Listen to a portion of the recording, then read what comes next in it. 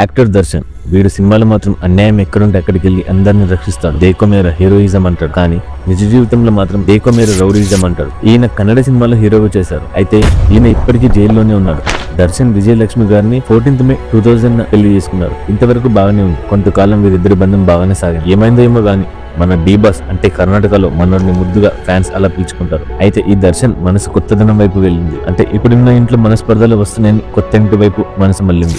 ఏముంది, అప్పుడే పవిత్ర గౌడ అనే యాక్ట్రెస్ పైన మనసు పారేసుకున్నాడు. అంటే మనోడు చాలా మంది పైనే మనసు పారేసుకున్నాడు. అంతే, కొంతమంది ఫ్యాన్స్ మా అన్న రూపు తురుంకాని ఎంత మందినైనా ప్రేమిస్తాడు, ఎంత మందినైనా పెళ్లి చేసుకుంటాడు, మా డి బాస్ మగాడు అని హారతులు ఇస్తే, కొంతమంది మాత్రం ఈడేంటి ఇలా చేశాడు, బంగారం లాంటి పిల్లం ఇంట్లో ఉండగా బంగారపు పూత పెట్టిన తుప్పు పట్టిన ఇనుముపై మనసు పారేసుకున్నాడు అని అన్నారు. అయితే ఒక ఫ్యాన్ మాత్రం బాగా హర్ట్ అయ్యాడు, చాలా బాధపడ్డాడు. హీరో అని చెప్పుకుని తిరిగే దర్శన్ ఎవరైతే ఉన్నారో ఆయన చేసిన పనికి మనోడికి నచ్చలేదు. అదొకటే కారణం మనోడి ప్రాణాలు తీసింది. రేణుకా స్వామి ఒక ఫార్మసీ స్టోర్ లో జాబ్ చేస్తుంటారు. అయితే దర్శన్, పవిత్ర గౌడ వీళ్ళిద్దరూ కలిసి ఫోటోలు దిగి ఇన్స్టాలో అప్లోడ్ చేసేవాళ్ళు. కామెంట్ బాక్స్ లో మాత్రం కొంచెం బ్యాడ్ గానే కామెంట్ చేశాడు మనోడు. మా హీరోని వదిలి సినిమాలో మాదిరిగానే సినిమాలో హీరోయిన్ ఎవరినైనా కామెంట్ చేస్తే హీరో ఊరుకుంటాడా, వెళ్ళి చితకబాతారు. అంతే, ఇక్కడ కూడా అదే జరిగింది. ఒక రోజు ప్లాన్ చేసి ఒక పాత మిల్కి రమ్మని అక్కడే అతని మర్మంగాన్ని కోసేసి బాడీ మొత్తం ముక్కలు ముక్కలుగా నరికి మురికి కాలువలో పడేశాడు. వీడి సినిమాలు మాత్రం అన్యాయం ఎక్కడుంటే అక్కడికి వెళ్లి అందరిని రక్షిస్తాడు. నిజ జీవితంలో మాత్రం వీడు చాలా వరస్ట్ గాడు. అయితే వీడు హత్య చేసినట్లు పోలీసులు కనిపెట్టి బొక్కలు వేశారు.